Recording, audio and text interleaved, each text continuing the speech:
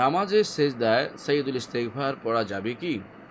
নামাজের সেজদায় অনেক কিছু করা যায়, দোয়া অনেক বেশি করা যায়। আর সাইয়্যিদুল ইস্তেগফার একটা দোয়া, কারণ এখানে শেষে আছে, প্রথমে প্রশংসা করা হয়েছে, শেষে কিন্তু আছে, শেষে আছে ফাগফিরলি ফাইন্নাহু লা ইয়াগফিরু যুনুবা ইল্লা আনতা। এর অর্থ হচ্ছে আল্লাহ তুমি ক্ষমা করে দাও। যে দোয়া আছে সেহেতু আপনি সেটা পড়তে পারবেন, কোনো সমস্যা নেই। সাইয়্যিদুল নামাজের সেজদায় যে কোনো দোয়াই আসলে আল্লাহর কাছে বেশি কবুল। হাদিসে আছে রাসূলুল্লাহ সাল্লাল্লাহু আলাইহি ওয়াসাল্লাম বলেছেন, আকরাবু মা ইয়াকুনুল আবদু মির রাব্বিহি ওয়া সাজিদ। একজন মানুষ তার রবের সবচেয়ে বেশি নিকটবর্তী থাকে যখন সে সাজদায় থাকে। ফা ফা ফা ফা ফা আখলিসু লাহু বিদ-দুআ, তখন তারা সেজন্য আল্লাহর জন্য একান্তভাবে দোয়া করে, একান্তভাবে আল্লাহর কাছে দোয়া করে, এবং ফাকামিনা ইউস্তাজাবা লাকুম, সেখানে তার দোয়া কবুল হওয়া বেশি উপযোগী। কেন সবচেয়ে নিকটে থাকে? কারণ সে আল্লাহর কাছে সবচেয়ে বেশি বিনয়ী হয়েছে। সেজদা হচ্ছে সবচেয়ে বেশি বিনয়ের জায়গা। সে আর কারোর জন্য নত হয় না, আল্লাহর জন্য নত হয়েছে। আর কারোর জন্য মাটিতে নাক মুখ ঘষছে না, আল্লাহর জন্য ঘষছে।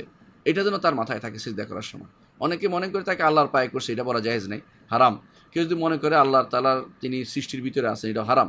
তিনি কাছে থাকেন, অর্থাৎ তিনি বান্দার দিকে তাকিয়ে থাকেন, আরশের উপর থেকে বান্দার দিকে তাকিয়ে থাকেন। লক্ষ কোটি মানুষের সাথে একসাথে তাকান তার জন্য কোনো কঠিন কিছু নয়। আমাদের মতো নয় যে তাই মানুষের মতো, সৃষ্টির কারো মতো নয়। তিনি একসাথে কোটি কোটি কোটি কোটি প্রাণী, কোটি কোটি সৃষ্ট জীবের অভাব পূরণ করেন, তাদের প্রতি তাকান, তাদের অবস্থা দেখেন, তাদের দেখতে পান এবং তাদের নিকটবর্তী হতে পারেন। সেখান থেকে যেভাবে তার নিকটবর্তী হওয়া উপযোগী সেভাবে তিনি নিকটবর্তী হন, এবং তিনি দেখেন যে বান্দা কী চাচ্ছে আমার কাছে, এবং সেটা দান করেন। সেই জন্য আপনি যখন সেজদায় থাকবেন তখন আপনি যাবতীয় দোয়া করতে পারবেন। কোরআন এবং কোরআনের দোয়া করতে পারবেন, এবং হাদিসের মধ্যে সাইয়্যিদুল ইস্তেগফারের দোয়া আপনি করতে পারবেন, কোনো সমস্যা নেই, সমস্যা নেই।